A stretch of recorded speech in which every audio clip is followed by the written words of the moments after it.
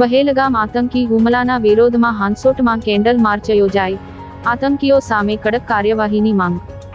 જમ્મુ કાશ્મીરમાં થયેલા આતંકી હુમલામાં શહીદ થયેલા લોકોને શ્રદ્ધાંજલિ આપવા ભરૂચના હાંસોટમાં કેન્ડલ માર્ચનું આયોજન કરવામાં આવ્યું હતું. વિવિધ સંગઠનોના આગેવાનો અને કાર્યકરોએ આ માર્ચમાં ભાગ લીધો હતો. નિર્દોષ પર્યટકો પર થયેલા આતંકી હુમલાના વિરોધમાં સમગ્ર દેશમાં શ્રદ્ધાંજલિ સભા અને વિરોધ પ્રદર્શનો યોજાઈ રહ્યા છે. હાંસોટમાં યોજાયેલા કાર્યક્રમમાં લોકોએ કેન્ડલ પ્રજ્વલિત કરી શહીદોને શ્રદ્ધાસુમન અર્પણ કર્યા. સાથે જ આતંકવાદીઓને કડક સજા આપવાની માંગ સાથે સૂત્રોચ્ચાર કર્યા હતા.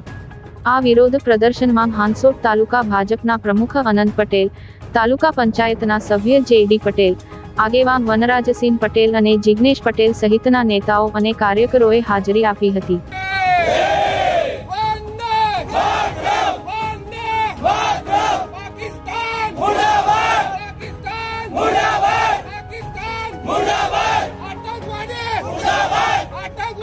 मुर्दाबाद